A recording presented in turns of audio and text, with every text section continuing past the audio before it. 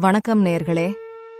நமது கோவில்களைப் பற்றிய அரிய தகவல்களை அளிக்கும் எங்களது ஆலய துளிகள் யூடியூப் சேனலில் இன்று நாம் காண இருக்கும் கோவில் கோவில்பட்டி பூவனநாத சுவாமி கோவில்.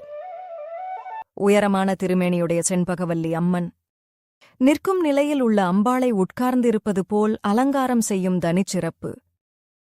தூத்துக்குடி மாவட்டத்திலுள்ள கோவில்பட்டி நகரத்தில் அமைந்துள்ளது பூவனநாத சுவாமி கோவில். இறைவியின் திருநாமம் செண்பகவல்லி அம்மன்.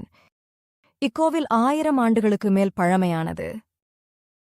சதுங்கன், பதுமன் என்ற 2 சர்ப்பத் தலைவர்கள் இத்தல இறைவனை பூவன பூக்களால் அர்ச்சித்ததால் இத்தல இறைவனுக்கு பூவனநாதர் என்ற திருநாமம் பெற்றார். இறைவனும் இறைவியும் கிழக்கு பார்த்தபடி அருள் புரியும் சிவாலயங்களில் இத்தலமும் ஒன்று. அகத்தியரின் தோஷத்தை நீக்கிய தலம். ஈசனின் திருமணத்தின்போது வடபுறம் தாழ்ந்து தென்புறம் உயர்ந்த நிலையில் உலகை சமன் செய்யும் வகையில் இறைவனின் ஆணைப்படி அகத்தியர் பொதிகை மலை நோக்கி பயணித்தார். வழியில் எதிர்த்த அரக்கர்களான வாதாபி மற்றும் வில்வனன் ஆகியோரை வதைத்ததால் பிரம்மஹத்தி தோஷம் நீங்க இத்தலத்தில் எழுந்தருளிய பூவனநாதரை பூஜித்து தோஷம் நீங்கப் பெற்றார். அகத்தியர் ஏற்படுத்திய தீர்த்தமே இத்தலத்தில் அகத்திய தீர்த்தமாக போற்றப்படுகிறது.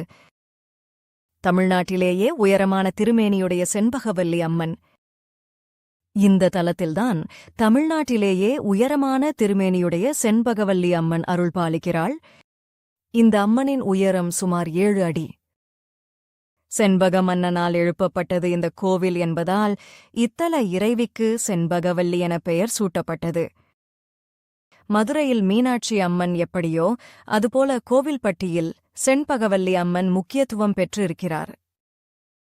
தமிழகத்தின் தென் மாவட்டங்களில் மதுரைக்கு அடுத்தபடியாக கோவில்பட்டி செண்பகவல்லி அம்மன் கோவிலில் அம்பிகையே அரசாட்சி செய்கிறாள். நிற்கும் நிலையிலுள்ள அம்பாளை உட்கார்ந்து இருப்பது போல் அலங்காரம் செய்யும் தனிச்சிறப்பு. பொதுவாக எல்லா கோவில்களிலும் மூல விக்கிரகம் எந்த நிலையில் உள்ளதோ அந்த நிலையிலேயே அலங்காரம் செய்வது வழக்கம். இக்கோவிலில் நிற்கும் நிலையில் உள்ள அம்பாளை உட்கார்ந்து இருப்பது போல் அலங்காரம் செய்கிறார்கள். இந்த வழக்கம் இக்கோவிலின் சிறப்பு அம்சமாகும்.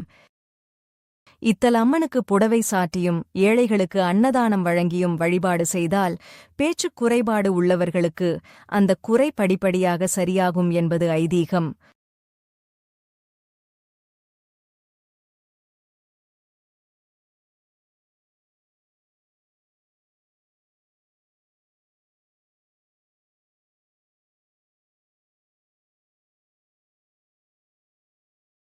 நன்றி. மேலும் இதுபோன்ற கோவில்களைப் பற்றிய அரிய தகவல்களை அறிய எங்களது ஆலயத் துளிகள் யூடியூப் சேனலின் தினசரி பதிவுகளை தவறாமல் பாருங்கள்.